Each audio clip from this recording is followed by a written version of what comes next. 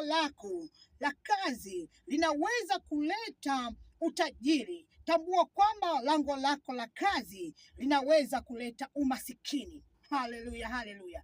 Kwa hiyo usijikite ukasema kwamba mimi ninafanya kazi, ukaridhika na kazi ulio nayo. Kama haujaweka bidii, hautaweza kupokea huo utajiri uliosemwa na Mungu. Utajiri unasemwa na Mungu ili ya kwamba wewe kwanza uweke bidii kwenye hiyo kazi. Utajiri ambao Bwana atakuletea kwa sababu umeweka bidii kwenye hiyo biashara, umeweka bidii kwenye hilo shamba, umeweka bidii kwenye hiyo bustani, umeweka bidii kwenye hiyo huduma ulionayo. Kile ambacho Mungu amekupa, ongeza bidii, weka bidii, ndipo utaona utajiri, ndipo utaona malango yako yakifunguliwa, ndipo utaona malango yako yakiwa wazi daima. Pendwa msikilizaji ambaye unanisikiliza sana wakati huu, utapata uhalali wa kutumia damu ya Yesu, utapata uhalali wa damu ya Yesu ama damu ya mwana kondoo kukushindia katika lango lako la kazi ama lango lako la uchumi, endapo utatambua mambo yafuatayo.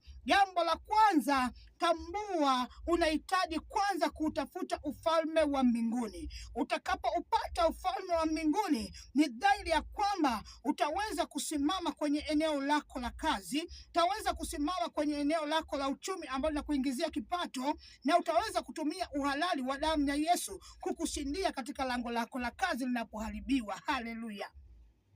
Bwana Yesu asifiwe sana. Kwa hiyo ukisoma katika kitabu cha Mathayo sura ya 6 mstari wa 31 mpaka wa 34, utaweza kuona neno la Mungu ambavyo linasema. Tunalisoma hapa kwamba msisumbuke basi mkisema tule nini au tunywe nini au tuvae nini, kwa maana hayo yote mataifa huyatafuta, kwa sababu Baba yenu wa mbinguni anajua ya kuwa mnahitaji hayo yote. Basi utafuteni kwanza ufalme wake na haki yake, na hayo yote mtazidishiwa. Pendwa msikilizaji, mwana wa Mungu unayenisikiliza, jambo la kwanza, ikiwa unafanya kazi ili uone matokeo chanya, ili uone mapato yako yakiinuka, malango yako yakifunguliwa, maana Bwana anapokuletea utajiri, kwanza umeanza kutafuta ufalme wake. Haleluya. Utafute kwanza ufalme wa mbinguni kabla hujaanza kuhangaika, kabla hujaanza kutafuta ule mradi, hujaweka wazo la biashara, hujaweka wazo la kazi. Kwanza utafute ufalme wa mbinguni, na utakapo utafuta ufalme wa mbinguni, neno la Mungu linasema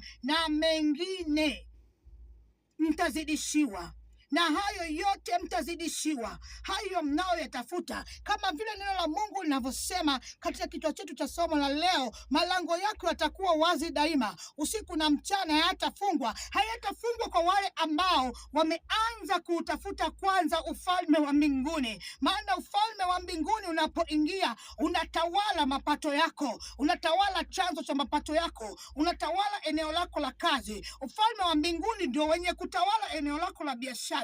Ufalme wa Mungu ndio ambao unatawala kila chanzo cha mapato yako. Huo uchumi wako lazima utawaliwe na ufalme wa mbinguni. Na ndio maana hawa ambao wameutafuta kwanza ufalme wa mbinguni, unaona namna ambavyo wakikaa kwenye eneo la biashara, wakikaa kwenye eneo la kazi, wanafanya kwa bidii. Na neno la Mungu linasema, na wapenda wale wanipendao, na wale wanitafutao kwa bidii wataniona. Kumbe haitoshi tu kufanya kazi, lakini ni lazima uweke bidii kwenye hiyo kazi. Haitoshi tu kuwa na bidii kwenye hiyo kazi ili ya kwamba uone mataifa yakikuletea utajiri, lakini kwamba kumbe unapaswa kutafuta kwanza ufalme wa mbinguni, ufalme wa Mungu, na hayo yote utazidishiwa, mwana wa Mungu. Hauwezi kufanikiwa kama bado haujautafuta ufalme wa mbinguni. Hata kama umeokoka, unafanya biashara, unafanya kazi, hakikisha kwamba unatathmini hiyo kazi ama hiyo biashara wakati unaianza. Je, ulianza kwanza kwa kutafuta ufalme wa mbinguni? Simika kwanza ufalme wa Mungu. Simika kwanza ufalme wa Mungu kwenye hiyo kazi yako. Peleka ufalme wa Mungu kwenye hiyo biashara yako. Peleka ufalme wa Mungu kwenye hilo shamba lako. Utakaposimama ufalme wa Mungu, utakapotawala mahali pale, ndipo utaona mafanikio, ndipo utaona utajiri. Lango lako kama lijamilikiwa na Mungu, lazima itakuwa chanzo cha umasikini. Lango lako la kazi kama halijamilikiwa na Mungu, utakuwa mtu wa madeni japo umeokoka. Lango lako la kazi kama halijamilikiwa na Mungu, utafanya sawasawa na mapenzi ya Mungu. Lazima kuna mahali utaenda utagota, lakini kama lango lako limemilikiwa na ufalme wa Mungu, hakika Bwana atakuletea utajiri. Lango lako halitafungwa, iwe ni asubuhi, iwe ni mchana, iwe ni usiku, iwe kutoka mashariki, kutoka magharibi, kutoka kusini, kaskazini. Bwana atakuletea watu. Kwa hiyo unaweza ukaona kabisa